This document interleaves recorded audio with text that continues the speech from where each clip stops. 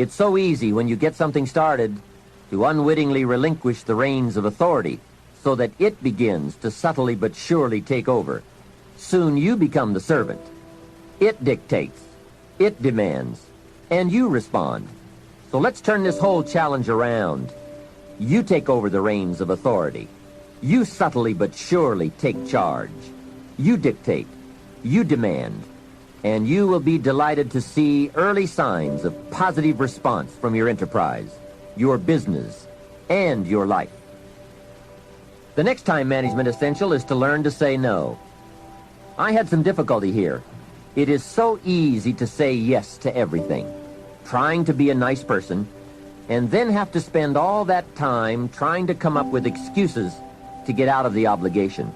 It's one of the great time wasters. How much better to say, no, I don't think I can, but if that changes, I'll give you a call. And isn't it a better feeling to call someone with the good news, I can come, than with the bad news, guess what? I can't come. When in doubt, learn to say no. A friend of mine, Ron Reynolds, has a good saying, don't let your mouth overload your back. That's a great thought to keep in mind when scheduling your time. Here's the next tip. When you work, work, and when you play, play. For time efficiency, and for that good feeling that comes from doing something without any guilt feeling, don't mix the two. Almost everything is symptomatic of what's really wrong. Surface details don't usually give us enough information to effectively communicate. So, ask questions before. If John isn't making sales, we say, okay, let's get on him about making sales. But perhaps we should ask, why isn't he making sales? Someone says, he isn't making enough calls. We say, okay, let's get on him about making calls. Well, maybe we should ask another question first. Why isn't he making calls? Well, it's because he isn't getting up early and getting out into the marketplace. We say, okay, let's get on him about getting up early and getting out into the marketplace. Well, perhaps we should ask just one more question. Why isn't he getting up early and getting out into the marketplace? Now we have probably gotten to the heart of the problem. Perhaps it's something personal, problems at home, not his sales skills. The real problems are usually about 3 or 4 questions deep. So if you get good at asking questions, you can save yourself a lot of time by getting right at the heart of the matter when dealing with other people. Otherwise, you tend to waste valuable time just finding out what the problem really is. Now here's the last part of time management. Learn to think on paper. From all of my experience working on many projects and in many countries, one of the major time savers is thinking on paper. It is so important to take things out of your head and put them on paper, then work from the paper. Building your business is a lot like building a house. You take the ideas out of your head, put them on paper, and then build from the plan. We have a saying on this idea, operate from document, not from thought. It's just about over when a person wakes up in the morning and says, let's see, what shall I do today? Too late, right? The best thing you can do now is to take today off and at least plan tomorrow. How many of you believe in your life that your worst day can become your best day if you turn it around? I hear this all the time. I was told to my face, you're nothing but a giant muscle. You can't act. You have no future and you have an accent that is laughable. That just shows you again so much for it can't be done. This is why I try to tell you, anything and everything can be done if you can visualize it, if you believe in yourself. You're going to find the naysayers at every turn that you make. Don't listen. Just visualize your goal, know exactly where you want to go. Trust yourself. So pay no attention to the people that say it can't be done. Trust yourself no matter what anyone else thinks. Interesting Bible phrase that says, if you keep knocking, you'll find open doors. Good phrase to jot down. If you keep knocking, you'll find open doors. Doors of opportunity. Doors of a chance to meet someone. Doors open for association. Doors open to find someone special. Doors open to find a unique business colleague. If you keep knocking, the phrase says, doors of opportunity are open to those who continually knock. Only those who knock deserve to find an opening. But the promise is, if you continually knock, you'll find doors of opportunity. You gotta grind.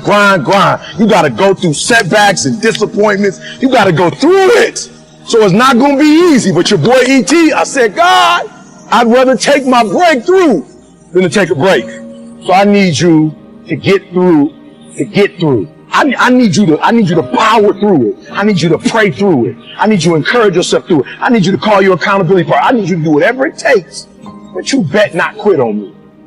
Because if you don't take a break, I promise you, your breakthrough is coming. Pretty good's not good enough for my family. Pretty good's not good enough for my grandmother. Pretty good's not good enough for my grandpa, my parents, my future children. Pretty good ain't gonna get it done for this family. Now I hope you hear them whispering to you, he's right. You can do this. You're great. You're special. You were born for a reason. I hope you can feel that. Life's gonna give you ultimately what you'll fight for.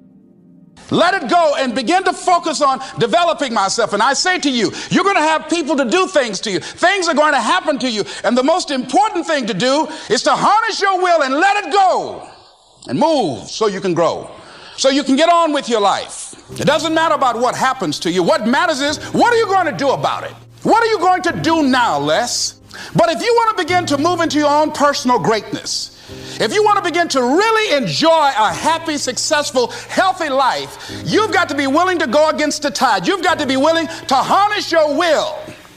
So as you're in the process of reinventing your life, write a description of the kind of person that you want to be. What are the things that you must overcome? What qualities about your personality you know that you're going to have to change because those particular characteristics are liabilities to you? What are your assets? What are your strong points? Look at and evaluating yourself to make that determination. Other thing is that in order to get out of a rut, we need some coaching.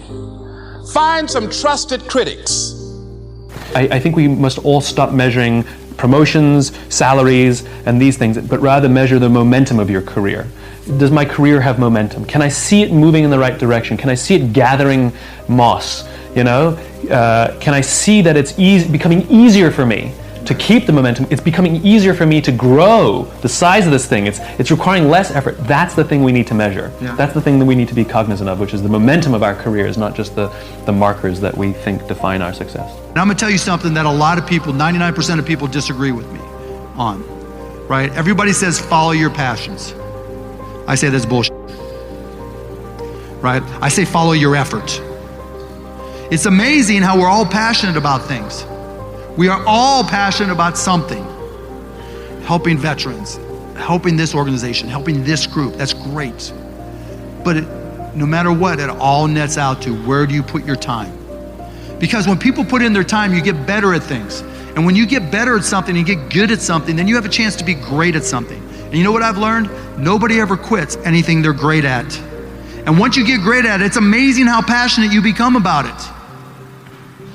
Follow your efforts, right? Because it's not in the dreaming, it's in the doing. I realized that to have the level of success that I want to have, it's difficult to spread it out and do multiple things. You know, it's in order to be world class, and I've made a decision, I want to be world class. And it takes such a desperate, obsessive focus to excel on the level that I want to make movies. You know, I was Star Wars when I was young. I sat in a movie theater and watched Star Wars, and I just couldn't believe that movie made me feel like that, just floored and just stunned by the creativity. And I'm realizing that in order to move people in that way, in order to touch people in that way, you really got to focus with all of your fiber and all of your heart and all of your creativity. Now, if you love being a scientist and you have that kind of focus of mind, Well, first of all, you're a rare person, and second, you're going to pay for it. But fine, more power to you. But it's a risky business to do that. You sacrifice a lot for it. You know, and I would say most often, if you're speaking about having a healthy life, that isn't what you do. You spread yourself out more. So, you know, you have a family, you have some things that you do outside of work that are meaningful to you and useful. You have a network of friends. Well, those 3 things alone, or 4 things alone, are plenty to keep you well oriented. And then if one of those things collapses, you know, everything doesn't go. Now, the price you pay for that is the more you strive to optimize that balance, the less likely you are to be fantastically successful at any single one of them. But you might have a very, you know, if you consider your life as a whole, that might be a winning strategy.